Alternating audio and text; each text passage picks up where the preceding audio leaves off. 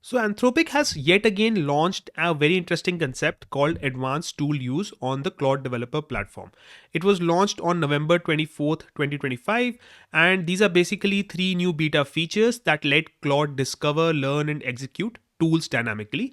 And if you go down on this page, you can actually see the different features over here. So they consist of three of them.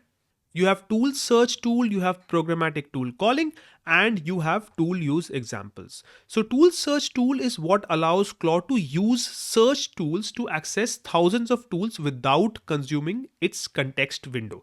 So essentially you can search for the tools you want to use rather than loading all of them at once. You also have programmatic tool calling. So this allows Claude to invoke tools in a code execution environment, reducing the impact on model's context window. And I'll explain this with the help of a diagram, and this is what we'll focus on in today's video. And we'll not wait for this to come in using Claude or some other MCP protocol into our agent development framework. We're directly going to use ADK and implement this on our own and see it in action in today's lecture. The third one is tool use examples, and this provides a universal standard for demonstrating how to effectively use a given tool. So these are the three features that help Claude in using all the tools that it has available. We are going to look at programmatic tool calling today using Google Agent Development Kit, and we are going to do a custom development with the entire code. Now, to explain this in more detail, I've made an infographic for you to help you understand what this means. All right, so on your screen, you see two options for calling tools. Option A, and this is basically without programmatic execution, and this is a standard loop. That is how agents or LLMs right now call these tools using MCP.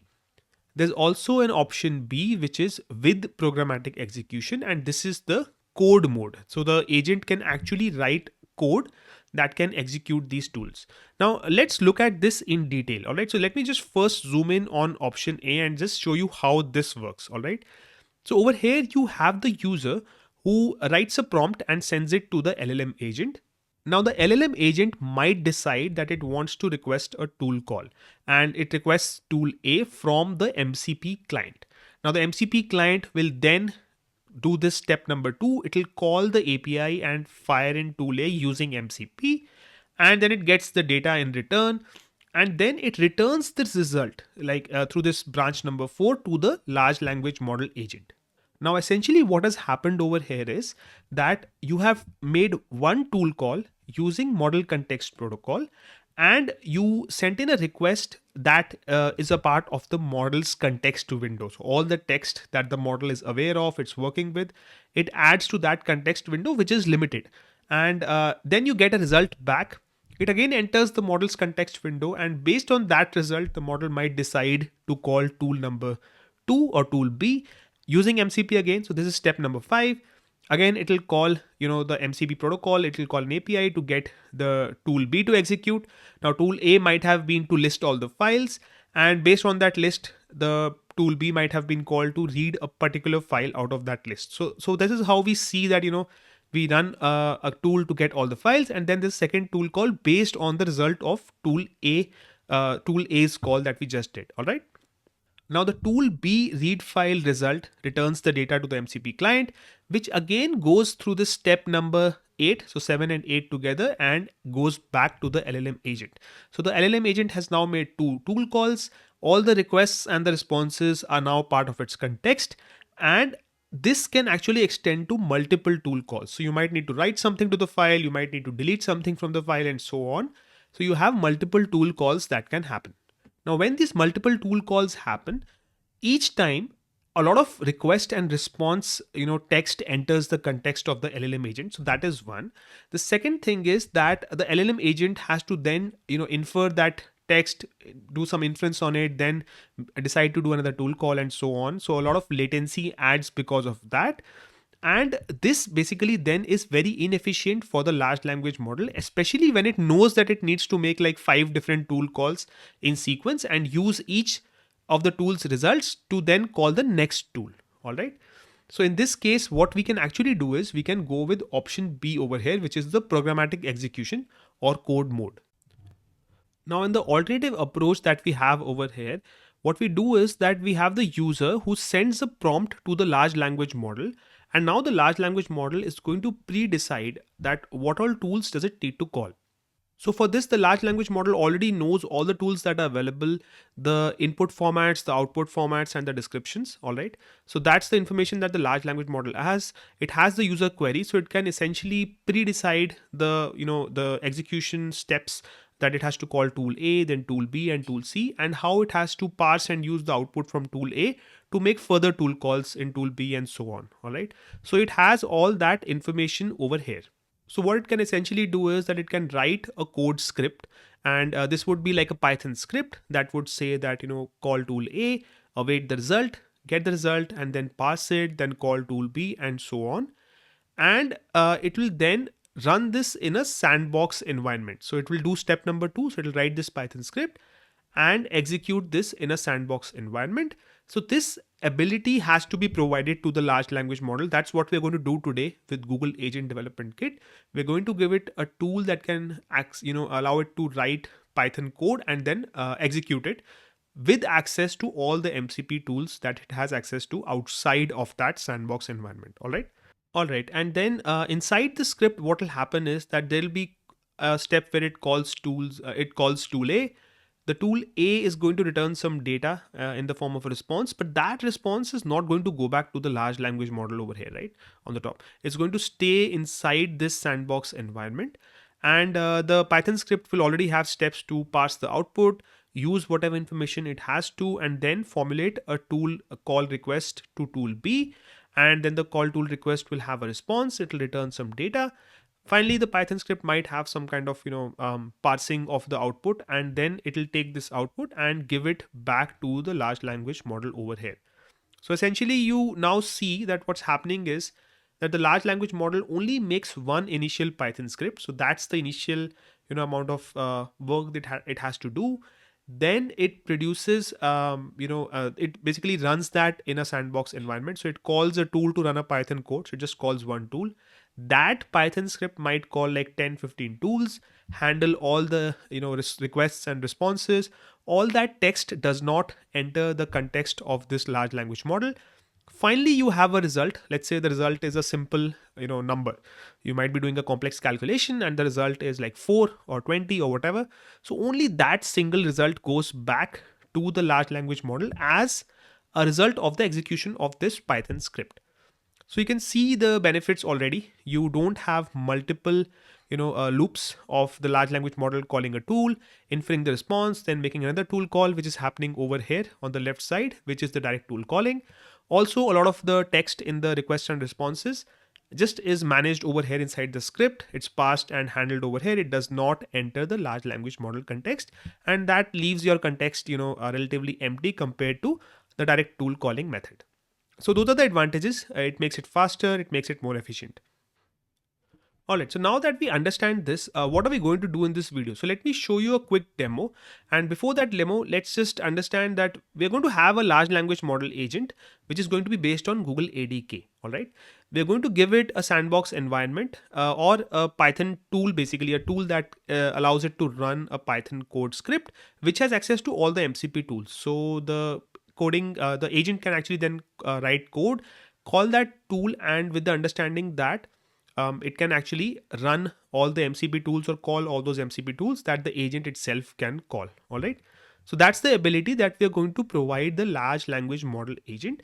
And this is going to be a custom implementation. So it might happen that later on ADK launches an inbuilt code execution tool with programmatic tool calling, right? As per my understanding, currently they don't have this kind of a tool, so we can write a custom implementation. But naturally, if they do offer this kind of a tool or a feature later on, it might be more beneficial to actually then directly use that. All right. Now for this example, we need some MCP servers because we are doing programmatic tool calling with MCP tools only. All right. And for MCP tools, we need 2 servers. So I'm going to use 2 servers from one of my previous lectures in the MCP course. And you can check those lectures out if you're part of that course. But essentially, we'll have 2 streamable HTTP servers. I'm going to give you the code for that so that you can execute it. And what we're going to do is we're going to run server 1 and server 2. server 1 is going to expose two tools, add numbers and subtract numbers, I think, and server B had multiply and divide. So we can then ask for a complex calculation and tell the LLM to do it through the Python code script, right? And it should essentially write all those tool calls. Let's say an addition, then it just does a multiplication, a subtraction, and a division, and then returns a final result. All right, and we'll see how this works with the programmatic tool calling. Let me give you a quick preview of what we are going to accomplish in today's lecture. On your screen, you see three terminal windows. So there's one in blue and green, and these are going to run the streamable HTTP MCP servers. The blue one is going to be server 1. Let me start it over here. And this is going to have two tools, add numbers and subtract numbers. So it's the addition subtraction MCP server. The green one is going to be a server with the multiplication and division functionalities. So this is going to have these two tools. And now this is going to be my agent, which I have built on Google's Agent Development Kit. This particular cmd.py file is the command line interface to interact with this server, and this server can connect to both these MCP servers and load the tools over here. So as you can see, we have started all the servers and we have started our command line app for the agent, and it says that it has loaded tools from server 1, add numbers and subtract numbers, and it has loaded tools from server 2, which is multiply numbers and divide numbers.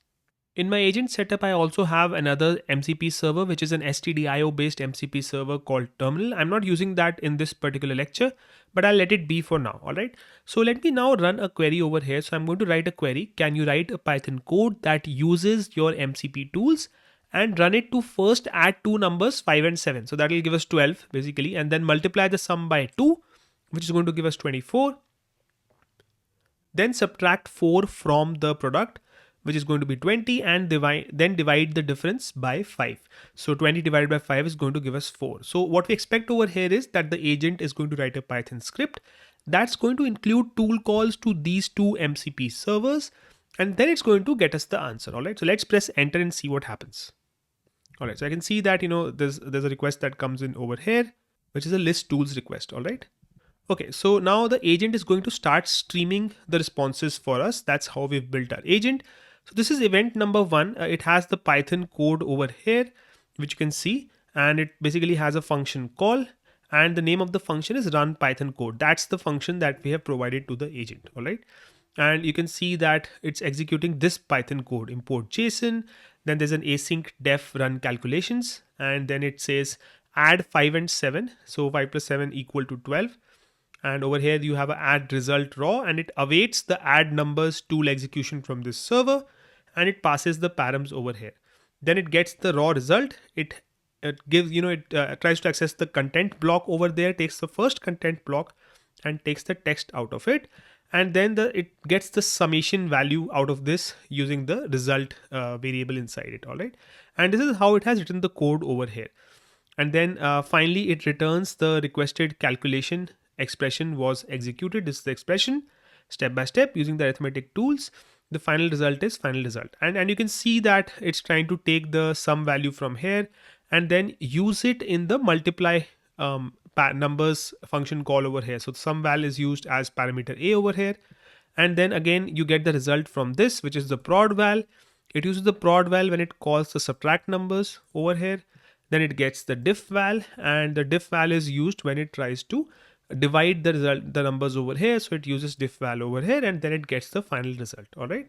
So let's see what happens. All right. So it says calling tool add numbers with arguments this, multiply numbers, subtract numbers, and divide numbers. It seems it has called all of those. So let's see. You have event number 2 after this, which says that the requested calculation is this. Let's just go down and see what it says finally.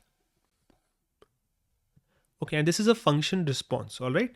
And if you see that this is the text from here, the requested calculation expression was executed step by step, and this is the final result. So now this has got this result from the model. Now it has event number 3 over here. And if we go down over here, it finally uses that response to give you the final response, which is the requested calculation 5 plus 7 into 2 minus 4 divided by 5 was executed step by step using the arithmetic tools, and the final result is 4. So as you can see that instead of making 4 different tool calls or function calls, it has just made this one single call. All right. So if you go to the top, the first event that is streamed to us is a function call for the run Python code. That's the only function call we do.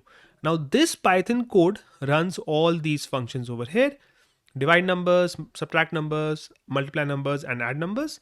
Then we get a final response from here, which is the function response.